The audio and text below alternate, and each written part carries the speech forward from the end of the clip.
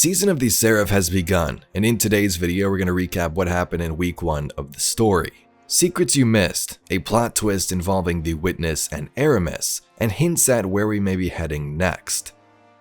Xivu Arath has sent her forces after the Warmind's Warsat network. Today we infiltrate those Warmind bunkers and learn how to repair Rasputin.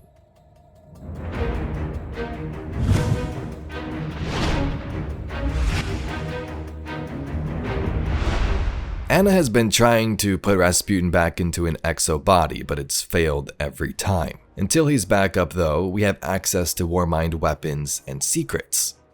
The first scene opens with Osiris explaining a thought he had from Savathun, a vision he can see so vividly in his mind of the collapse, a turning point, and a secret on Neptune.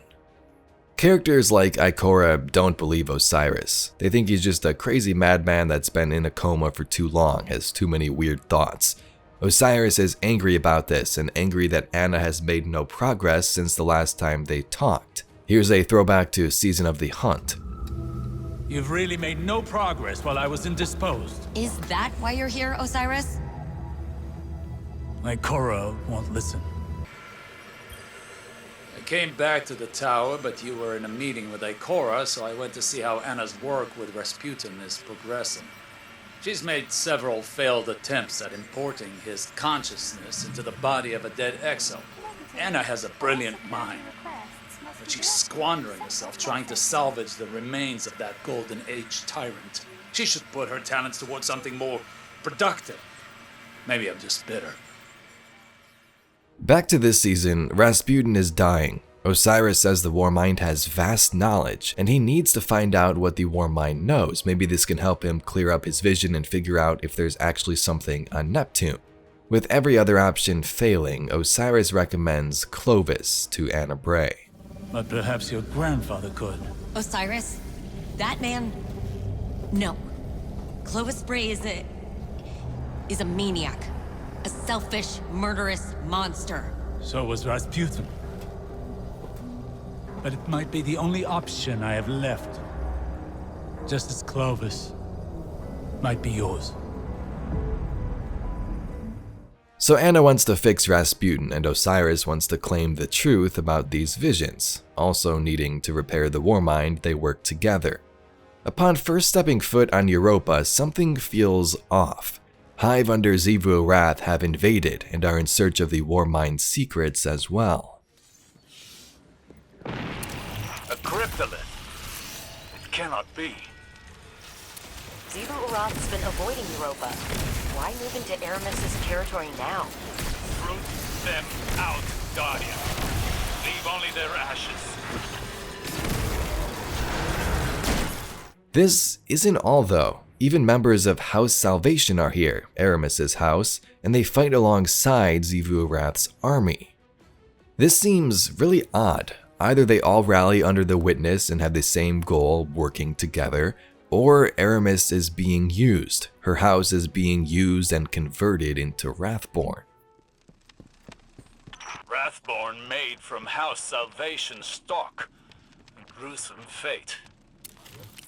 If they're nailed to the Witness, this is a logical step. I don't know.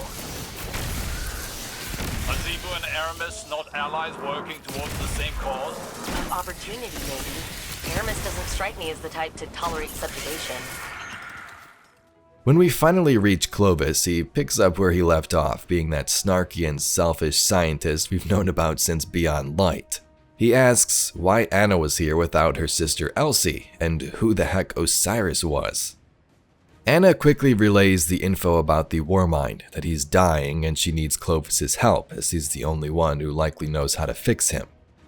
At first, Clovis was hesitant. He was stuck up and feel like he didn't need to help these people, but once we mention the Warmind and how it's still alive, he perks up and decides to help. Hello? Who is that? Anastasia? The one and only.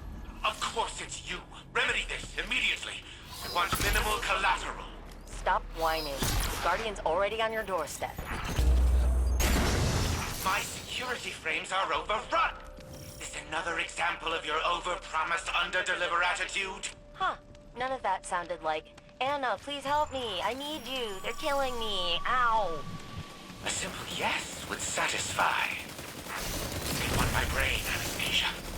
The access it provides, the secrets I keep. They're trying to pry me open. Anastasia, I'm pleasantly surprised to see you without your sister. What was it you said last time we spoke? Pretty sure it was screw you. Putting that linguistics degree to good use. Who is this?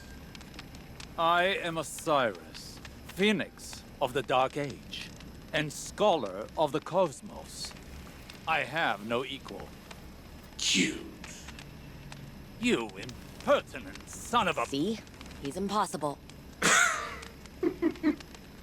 We'll find another way to help Rasputin. Rasputin? The Warmind is operational? Fascinating. His source code's corrupted. I don't know how to fix it, but you do. But yes, I will help you. Because you need it. And because no one else can. Anna takes part of the Clovis AI and links it to her workshop at the Helm to help with rebuilding Rasputin. In the Helm, Clovis tells us that the Wrathborn need to be stopped. Currently, it seems they are after the Warsat network. For those that are new to the game, this is a Warsat, a weapon from Rasputin that has been used many times before, including to repel a giant spaceship so it didn't crash land into the city. Rasputin, according to Clovis Bray, can divide itself into subminds apparently in the event of a failure. If we find these subminds and reintegrate them back into the AI core, it could repair Rasputin. Now, this is interesting, the whole subminds versus many Warminds retcons we've seen in the past, but that's a topic for another video. So now, the plan is to infiltrate bunkers and find these subminds. With them, we can upload Rasputin to the Warsat network on board its orbital hub floating above Earth. This season, Marisov is also back. From the holoprojector, she tells us of Xivu Arath's forces moving around in the Ascendant Plane, and that they plan to attack a bunker on the moon next. On the moon, we slay Wrathborn and search for the Malahayati submind core. Along the way, we find more Scorn and some that belong to House Salvation. Mara says they've been locally exhumed, created or taken over recently.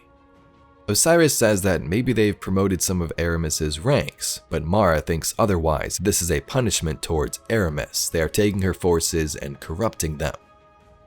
In the end, we find the Malahayati submind, one of Rasputin's favorites apparently, and bring it back to the Helm. Vault security's getting overridden. Another cryptolith?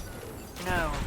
A dark presence tethers itself here, not Hive. It seeks connection with the Submind. Guardian, you're on the clock.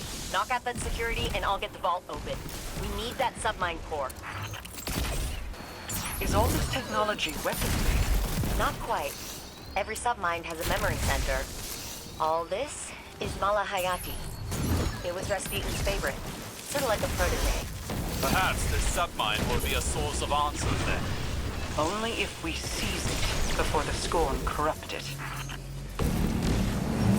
Vault open. All right, Malahayati, here we come.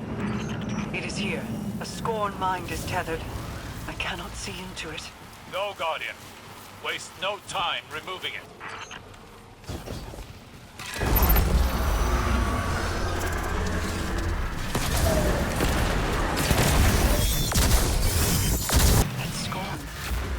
Her armor. She served as captain, a marksman under Eramis. Risen as a nexus of Xivu's control here, to exert her will on the submind. If that's what it was doing. To defile Eramis's house. This is not an act of desperation. It is punishment. Nevertheless, this victory will disrupt Xivu Arath's hold over the Scorn on Luna. At least for a while. I've got Mala's core packed. Exfil incoming.